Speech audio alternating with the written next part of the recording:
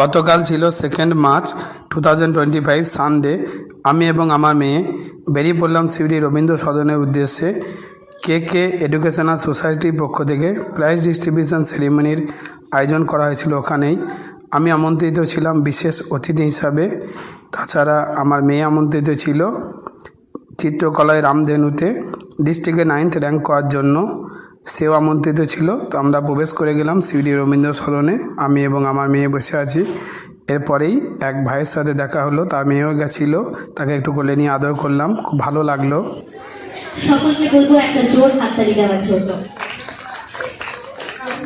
এরপর আমার দায়িত্ব পড়েছিল একটি বিভাগে কৃতি ছাত্রছাত্রীদের হাতে পুরস্কার তুলে দেওয়ার জন্য।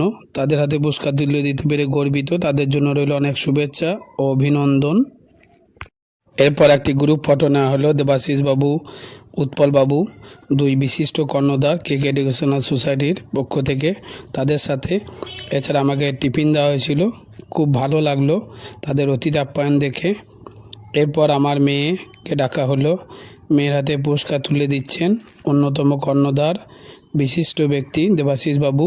সে 9th র্যাঙ্ক করেছে, আপনারা দেখতে পাচ্ছেন, আর্ট অ্যান্ড ড্র অর্থাৎ চিত্রকলায় রামধেনু।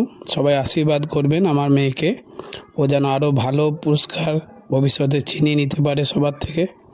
এরপর আমার এক ছাত্রীও সিট অ্যান্ড ড্রতে র্যাঙ্ক করেছিল ভালো, তার হাতেও পুরস্কার তুলে দেওয়া হচ্ছে। তার জন্য রইল অনেক অনেক শুভেচ্ছা, শুভেচ্ছা, অভিনন্দন। সে এখন বর্তমানে 5ম শ্রেণীতে পড়ে। এরপর বাড়ি ফিরে গেলাম।